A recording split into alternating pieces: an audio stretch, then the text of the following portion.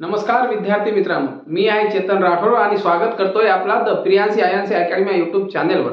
तर मित्रांनो, आपण जे की आतापर्यंत टीईटी 1 पेपर 1 आणि पेपर 2 साठी 2013 ते 2025 पर्यंत सगळे संभाव्य प्रश्नपत्रिका काय करत आहोत बघत आहोत। ते बघून आपले काय मित्रांनी मागील जे प्रश्नपत्रिका होते ते सगळ्याचे विश्लेषण झालेलं आहे। आपण आता संभाव्य जे की पुढे येऊ शकतात ते प्रश्नपत्रिका बघायला सुरुवात केलेली आहे। आजचा आपला मराठीचा जवळपास 11वा भाग असेल, जे की आपण संभाव्य प्रश्नपत्रिका चारही पर्यायाच्या विश्लेषणे सहित देत आहोत। मित्रांनो, जर तुम्ही चॅनलवर नवीन असाल तर व्हिडिओला लाईक करा, शेअर करा आणि मित्रांना सबस्क्राइब करायला विसरू नका। आता आजचा प्रश्न बघूया आपण मराठी या विषयाचा। पुढचा आज पहिला प्रश्न बघूया आजचा।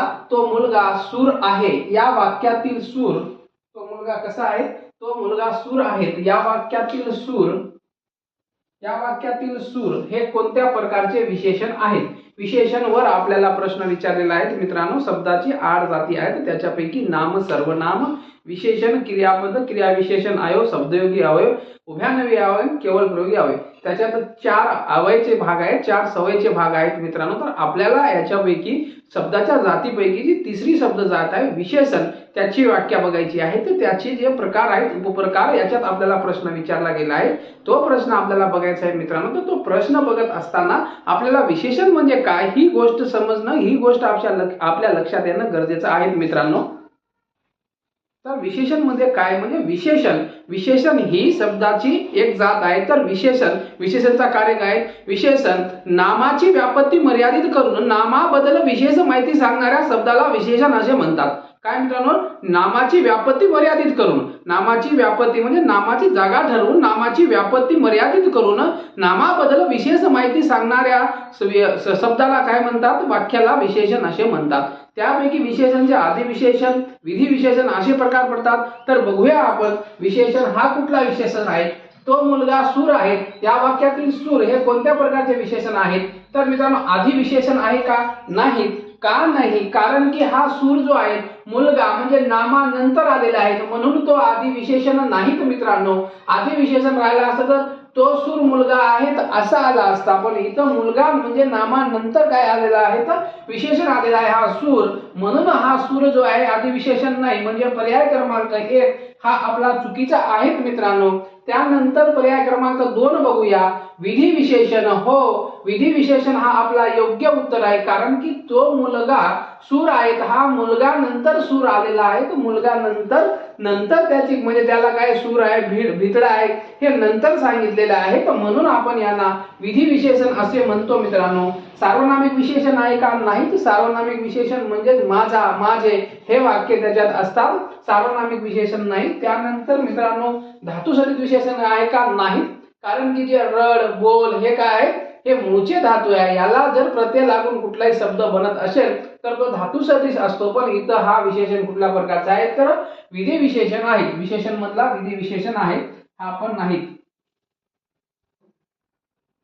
पुढचा प्रश्न बघूया। पुढचा प्रश्न यावर आहे, कपोत या शब्दाचा योग्य समानार्थी शब्द ओळखा। कपोत काय आहे? कपोत एक शब्द दिलेला आहे ना, आपल्याला समानार्थी शब्द ओळखायचा आहे। तर समानार्थी आणि विरुद्धार्थी याच्यावर बरेच वेळेस प्रश्न विचारले जातात। टीईटी पेपर असो च्या कुठलाही पेपर असो, कुठलीही परीक्षा ही समानार्थी विरुद्धार्थी शिवाय होत नाही। समानार्थी विरुद्धार्थी वारंवार वाचावं लागते, तेव्हाच आपल्या लक्षात राहते आणि एक वेळेस लक्षात राहिल्यावर उत्तर चुकत नाहीत मित्रांनो। तर आपल्याला बघायचं आहे तर कपोत या शब्दाचा योग्य समानार्थी शब्द ओळखायचा आहे। तर कपोत म्हणजे योग्य उत्तर आहे 1 नंबर कबूतर असा कपोतचा काय होतो? उत्तर पर्याय क्रमांक 1 हा कपोत म्हणजे कबूतर असा होतो, याचा समानार्थी कबूतर आहे। कावळा म्हणजे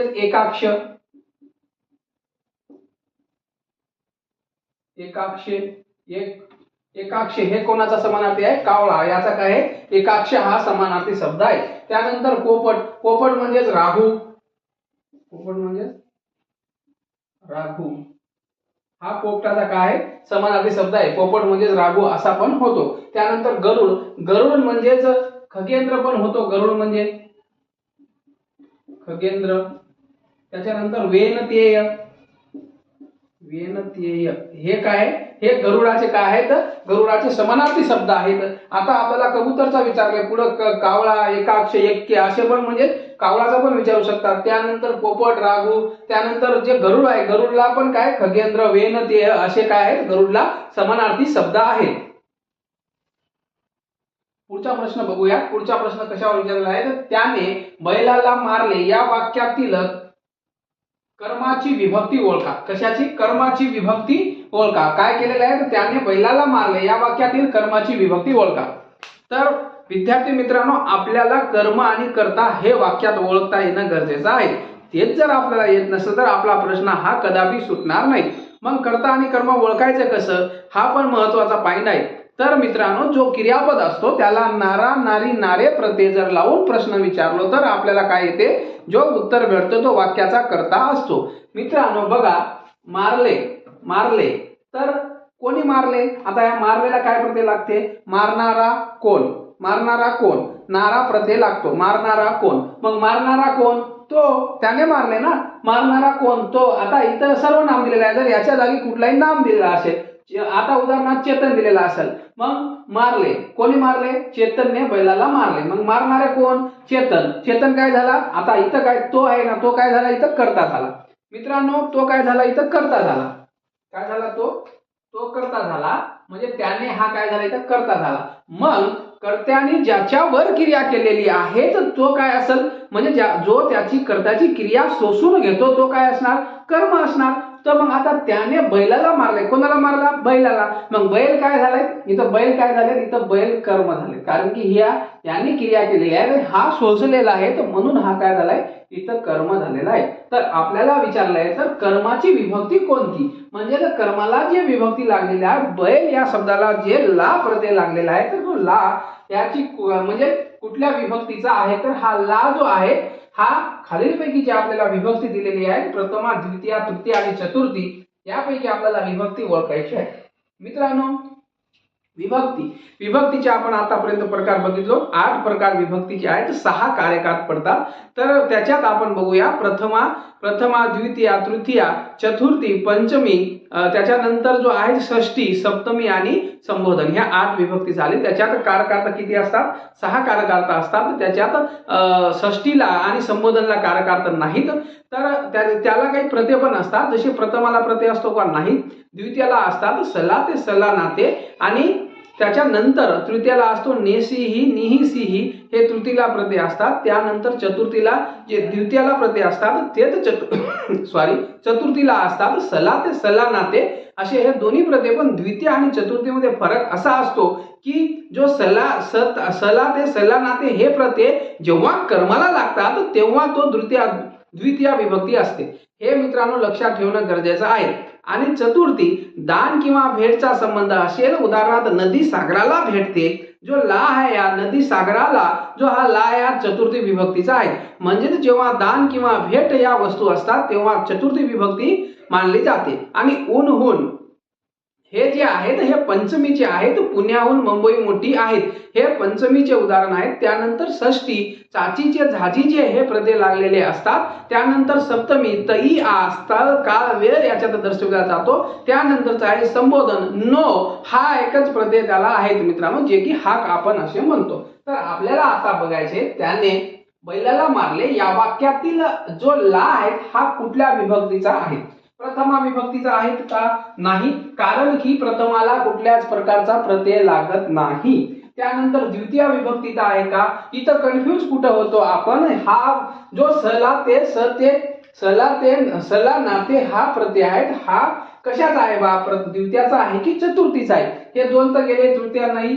तर आपल्याला फक्त बघायचं आहे द्वितीयाचा आहे की चतुर्थीचा आहे. तर मी तुम्हाला सांगू इच्छितो की जेव्हा कुठलाही सला नाते हे जे प्रत्यय आहे हे जेव्हा कर्माला लागून येईल तेव्हा तो द्वितीय विभक्तीचा असतो.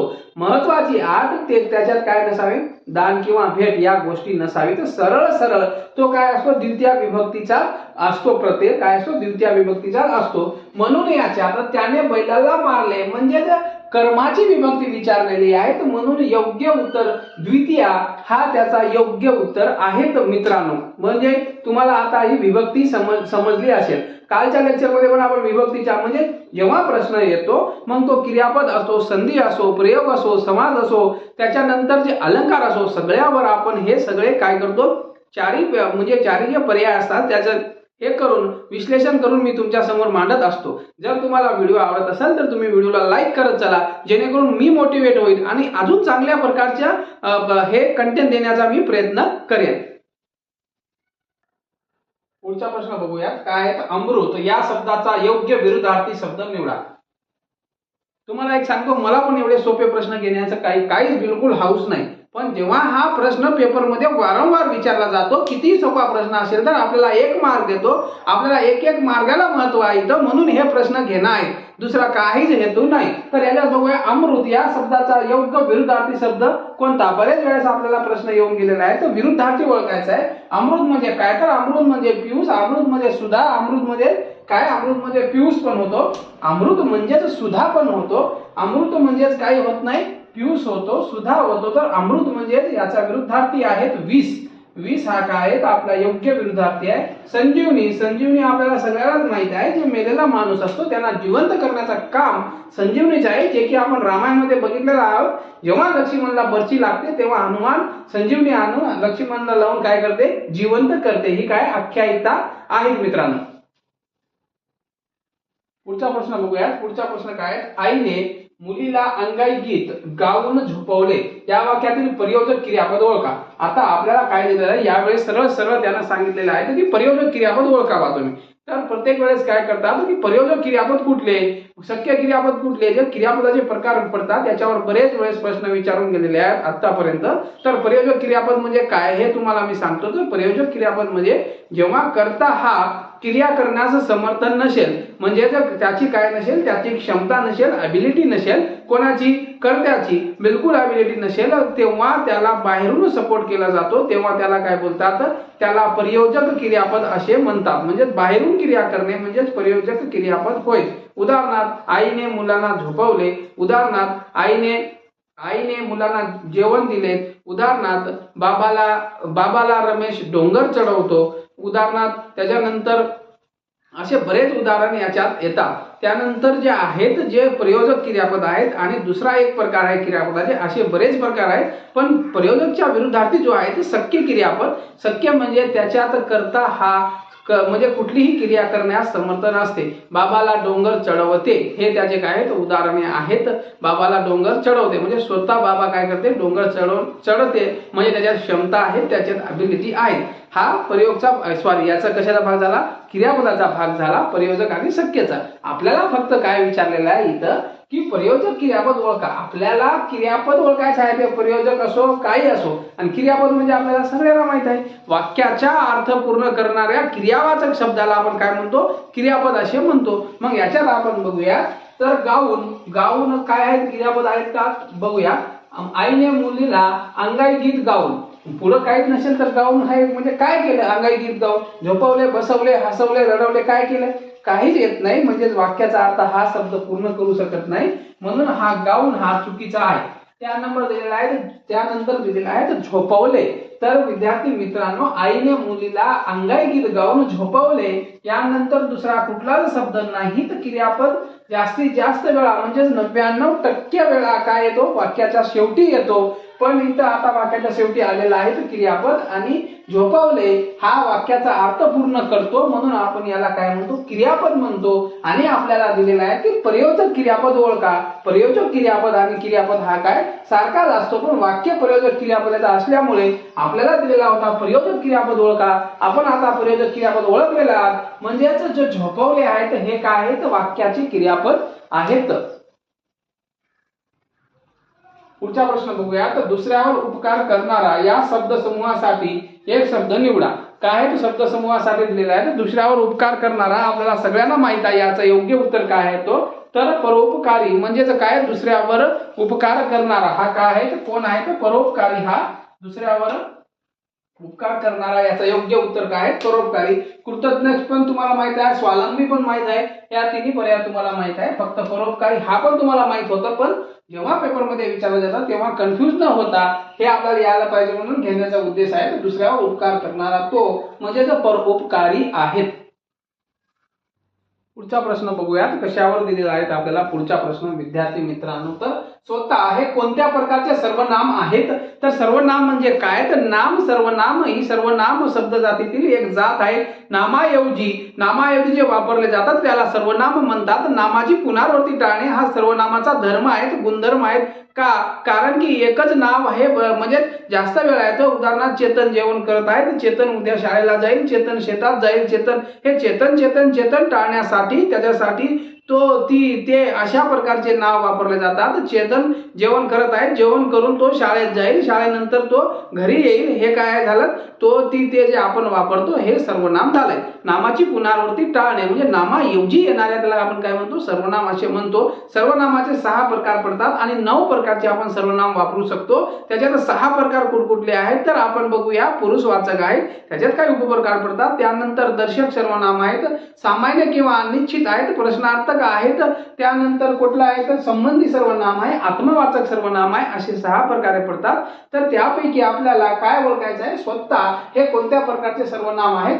तर मित्रांनो, पुरुषवाचक सर्वनाम याच्यात पण 3 प्रकार पडतात. प्रथम पुरुष, द्वितीय आणि तृतीय पुरुष. याच्यात प्रथम पुरुष मध्ये मी, आम्ही, आपण, स्वतः असे शब्द येतात आणि द्वितीयामध्ये तू, तुम्ही, आपण, स्वतः. तृतीयामध्ये तो, ती, ते असे शब्द येतात.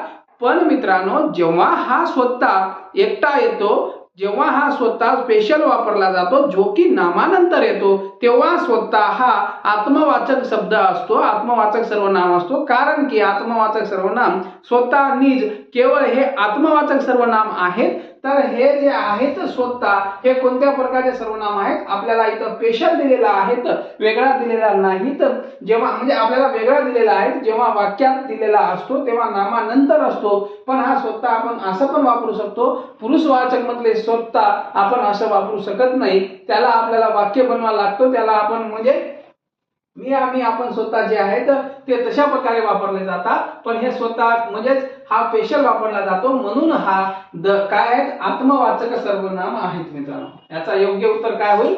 आत्मवाचक सर्वनाम होईल. कशाचं? त्या स्वतःचं.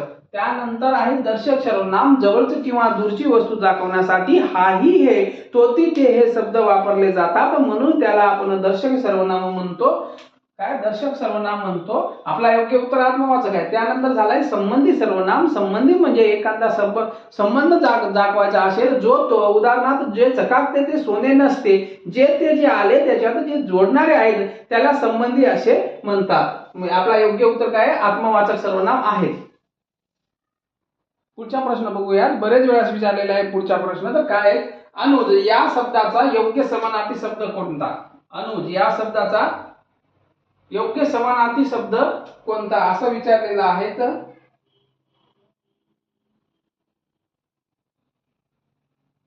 विद्यार्थी एकच मिनिट, हे इथं समानार्थी नाही विरुद्धार्थी आहे. तो काय आहे? विरुद्धार्थी शब्द दिलेला आहे.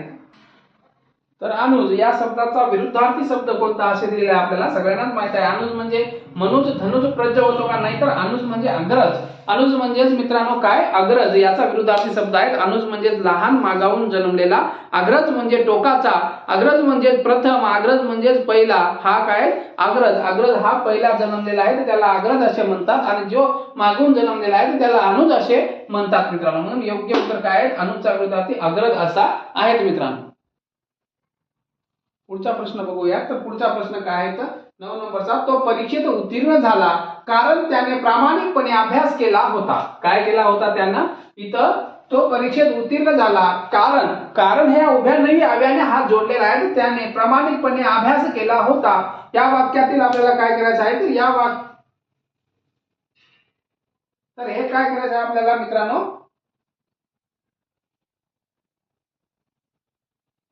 तर हे वाक्य कोणत्या प्रकारचे आहेत ते ओळखायचं आहे आपल्याला. काय ओळखायचं आहे? हे वाक्य कोणत्या प्रकारचं आहे ते ओळखायचं. तर हे वाक्य कोणत्या प्रकारचं आहे हे ओळखायचं आपल्याला. आपल्याला याच्यात 2 वाक्य दिलेले आहेत. तो परीक्षेत उत्तीर्ण झाला कारण त्याने प्रामाणिकपणे अभ्यास केला. तर मित्रांनो याच्यात 2 वाक्य कारण या उभ्या नवी अव्ययाने जोडलेला आहे. तर आपल्याला आता बघायचं आहे तर हा कुठला वाक्य आहे? तर जे आपण वाक्याचा प्रकार बघत असताना बघूया. केवळ वाक्य आहेत का? हा केवळ वाक्य आहेत का? तर केवळ वाक्यामध्ये एकच उद्देश आणि एकच विधेय असतो. उद्देश म्हणजे कर्ता आणि विधेय म्हणजे क्रियापद. हे आपल्याला सगळ्यांना माहिती आहे. बरेच वेळेस प्रश्न पण विचारलेला आहे विधेय म्हणजे काय? तर विधेय म्हणजे क्रियापद होते. तर विधेय एकच विधेय आणि एकच उद्देश असेल तर तो काय असतो, तो केवळ वाक्य असतो. म्हणजे हा केवळ वाक्य आपला चुकलेला आहे, तर चुकीचा उत्तर आहे. तर त्यानंतर दुसरा क्रमांकाचा आहे संयुक्त वाक्य. तर संयुक्त वाक्य म्हणजे दोन वाक्ये उभयनवी अवयवाच्या समुच्चयबोधक व आणि याने जोडलेले असतात, तेव्हा तो काय होतो, तेव्हा तो संयुक्त वाक्य होतो. पण इथं व आणि जोडलेला आहेत का, समुच्चयबोधकने जोडलेले आहेत का, प्रधान सूचक वाक्याने जोडलेले आहेत का, नाहीत. तर इथं कशाने जोडलेलं आहे ते बघूया. 2 नंबर पण आपला उत्तर नाहीत, संयुक्त वाक्य पण आपला काय उत्तर नाही. 3 नंबर बघूया, मिश्र वाक्य आहेत का, तो परीक्षेत उत्तीर्ण झाला कारण त्याने प्रामाणिकपणे अभ्यास केला होता. हो, कारण हा गौणोत्तरसूचक वाक्याला जोडण्याचा काय आहे, हा गौणोत्तरसूचक वाक्याला जोडलेला आहे. कारण याच्यात दोन वाक्य दिलेले आहेत, एक प्रधान वाक्य आणि एक गौणोत्तरसूचक. तर मग तो अभ्यास जो परीक्षेत उत्तीर्ण झाला काय, हा जो परीक्षेत उत्तीर्ण झाला हा वाक्य गौण वाक्य आहेत, गौण वाक्य आहेत. हा तो परीक्षेत उत्तीर्ण झाला आणि कारण त्याने प्रामाणिकपणे अभ्यास केले होते. त्याने प्रामाणिकपणे अभ्यास केले होते हे काय नंतरचे जे वाक्य आहे हा प्रधान वाक्य आहे. अभ्यास केल्यामुळे तो पास झाला. म्हणून मित्रांनो हे गौणोत्तरसूचक उभयनवी अवयवाने जोडले गेलेले आहेत. म्हणून हा काय मिश्र वाक्य आहे. मिश्र वाक्यात एक प्रधान वाक्य आणि दुसरा हा गौण वाक्य असतो. आणि संयुक्त वाक्याचा जर आपण विचार केला तर याच्यात दोन्ही वाक्य प्रधान वाक्य असतात, याच्यात दोन्ही वाक्य प्रधान वाक्य नाही. आणि संयुक्त वाक्यामध्ये व आणि याने जोडलेला असतो, याच्यात कारण जोडलेला आहे. तर म्हणून हा काय आहे तर विद्यार्थी मित्रांनो हा मिश्र वाक्य आहे, जो की पर्याय क्रमांक 3 आपला उत्तर दिलेला आहे. काय मिश्र वाक्य आहेत मित्रांनो. हा पुढचा प्रश्न बघूया. तळे या शब्दाचे योग्य अनेक वचन रूप कोणते, योग्य अनेक वचनी रूप कोणते, कुठल्या शब्दाचे तळे, सगळ्यांनाच माहित आहे तळे म्हणजे जे एकारांत रूप, एकारांत नपुंसकलिंगी रूप असतो त्याचा जेव्हा अनेक वचन होत असते तेव्हा इकारांत होते. उदाहरणार्थ तळे, तळी, खेडे, खेडी, गाणे, गाणी, मडके, मडकी असे. म्हणजे जेव्हा ए होतो, एचा काय होतो आईचा मित्रांनो जे ऐकारांत असतात त्याचा जेव्हा अनेक वचन होत असतो तेव्हा तो कशात होतो, इकारांत होतो. म्हणून तळे हा नियमानुसार जर आपण बघितलो तर तळेचं एक वचन अनेक वचनी रूप दिलेलं आहे. तर आपल्याला काय दिलेलं आहे तर तळेचं अनेक वचनी रूप तळी असे दिलेले आहेत. तळेचं तळे होत नाही, तळे सुकणे हे काही संबंध नाही, तळ्या हा पण होत नाही. जसा तळ्याचं तळ होतो तसेच केळेचं काय होते, केळेचे केळी होते. त्यानंतर खेडेचं काय होते, खेडी होते. गाण्याचं काय होते, गाणी होते. असे भरपूर शब्द काय आहेत जे एकारांत आहेत त्याचं अनेक वचन होत असताना इकारांत होतो विद्यार्थी मित्रांनो. पुढचा प्रश्न बघूया. व्यतिरेक्त अलंकारात खालीलपैकी कोणती स्थिती असते, जे व्यतिरेक अलंकार आहेत त्याच्यात खालीलपैकी कुठली स्थिती असते हे आपल्याला ओळखायचं आहे. अलंकार हा सगळ्याला माहित आहे. अलंकाराचे शब्द अलंकार आणि अर्थ अलंकार असे प्रकार पडतात. शब्द अलंकाराचे 3 प्रकार पडतात. त्याच्यात अनुप्रेयास एकच वाक्य दुमार येतो. 22 बहु बायकात बडबडला हा जर ब आयात हा परत आलेला आहे म्हणून त्याला अनुप्रेयास अलंकार म्हणतात. त्यानंतर त्याच्यात आहेत यमक, सडो पडो हे जे आहेत जे शेवटी यमक जुळतात त्याला यमक असे म्हणतात. 3 नंबरला आहे श्लेष म्हणजे याचे मित्रांनो एखादी जर वाक्य असेल त्याचे 2 अर्थ निघतात. उदाहरणार्थ मला एसटी लागते, एसटी लागणे म्हणजे एक तर त्रास होणे किंवा मळमळ होणे. त्यानंतर दुसरं काय आहे तर हे देवा सर्वांना जल दे, जल म्हणजे जीवन आणि पाणी हे 2 अर्थ निघतात. तर अजून त्याच्या नंतर जे हे शब्द अलंकार अर्थालंकाराचे काही प्रकार पडतात. त्याच्यात उपमा आहेत, उपमा नंतर काय आहेत उपमा आहे, त्याच्यात अनन्वय अलंकार आहेत, भ्रांतिमान आहे, व्यतिरेक आहेत. हे काय पडतात त्याच्यात अलंकाराचे प्रकार पडतात. त्याच्यापैकी आपल्याला व्यतिरेक जे अलंकार आहेत ह्याची स्थिती कशी असते ते बघायला चला बघूया. व्यतिरेक अलंकाराची स्थिती तर उपमा हे उपमानापेक्षा श्रेष्ठ असते. मित्रांनो उपमा आणि उपमेय हे कशाला म्हणतात ते आपल्याला माहित असायला पाहिजे. जी मूळ वस्तू असते त्याला उपमेय आणि ज्या वस्तूला दुसऱ्याची कोणाची उपमा द्यायची असते त्याला उपमेय, त्याला काय म्हणतात उपमान असे म्हणतात. तर मित्रांनो याच्यात काय आहे आपल्याला उपमेय ही काय आहे, ही मूळ वस्तू आहे तर ही उपमानापेक्षा श्रेष्ठ आहे.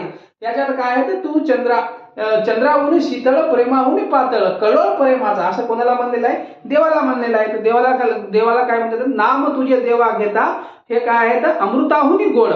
म्हणजेच अमृताहुनी गोड काय आहे, तर तुझे नाव आहे, म्हणजे जे स्वतः आहेत ते काय मिळून ते स्वतःच जे आहेत ते उपमानापेक्षा काय आहेत, श्रेष्ठ आहेत. ही स्थिती कशात असते, व्यतिरिक्त अलंकारात असते. आता उदाहरणार्थ, कोणता मानू चंद्रमा, पृथ्वीवरचा की वरचा, म्हणजे चंद्रमा कोणता मानू, तू एवढी सुंदर दिसालीस की चंद्रमा मी खालचं मानू की तुला चंद्रमा मानू की पृथ्वी की आकाशातला चंद्रमा मानू, म्हणजे कोणता मानू चंद्रमा, म्हणजे उपमापेक्षा उपमय ही काय आहे, ही श्रेष्ठ आहे. तेव्हा काय होतो, तेव्हा व्यतिरेक अलंकार होतो मित्रांनो. तर उपमय हे उपमानापेक्षा श्रेष्ठ असते, तेव्हा व्यतिरेक अलंकार होतो. हा आपला योग्य पर्याय 1 नंबर आहे.